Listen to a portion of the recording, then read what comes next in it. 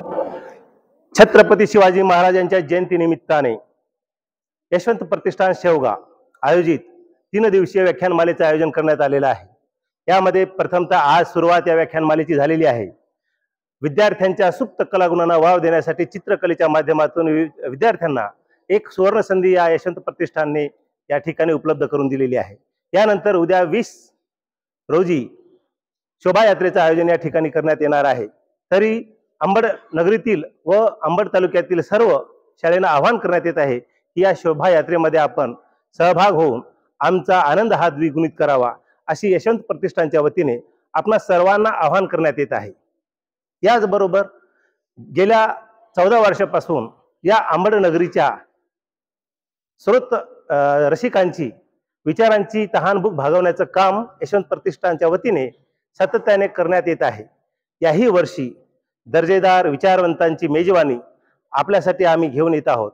तरी अंबड नगरीतील सर्व रहिवाशांना विनंती आहे की आपण या 3 दिवसीय व्याख्यानमालेमध्ये भरभरून असे प्रतिसाद द्यावा।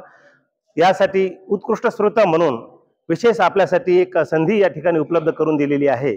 याचबरोबर नामवंत विचारवंत अशा व्याख्यात्यांना या ठिकाणी पाचारण करण्यात आलेलं आहे। त्याचबरोबर जे आपण फक्त टीव्ही वरती काही व्याख्यात्यांना बघत असतो आणि त्या व्याख्यात्यांना आपल्याला जवळून ऐकण्याची संधी यशवंत प्रतिष्ठानच्या वतीने या ठिकाणी आपल्याला मिळणार आहे।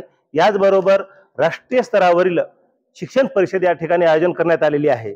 ज्या नवीन येऊ घातलेल्या शैक्षणिक धोरणांचा प्रसार या ठिकाणी होत आहे, तर तालुक्यातील आणि आपल्या जालना जिल्ह्यातील सर्व शिक्षकांना आवाहन करण्यात येत आहे की नवीन शैक्षणिक धोरण काय आहे आणि कसं असणार आहे, यासाठी या राष्ट्रीय शिक्षण परिषदेचं आयोजन या ठिकाणी करण्यात आलेलं आहे।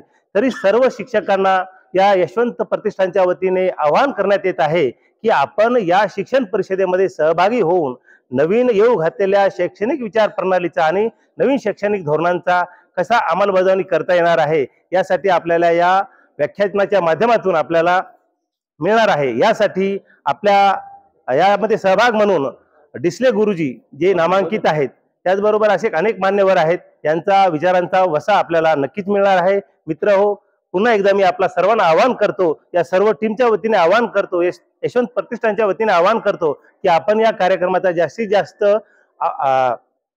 आनंद घ्यावा आणि आस्वाद घ्यावा। एवढे बोलतो, धन्यवाद।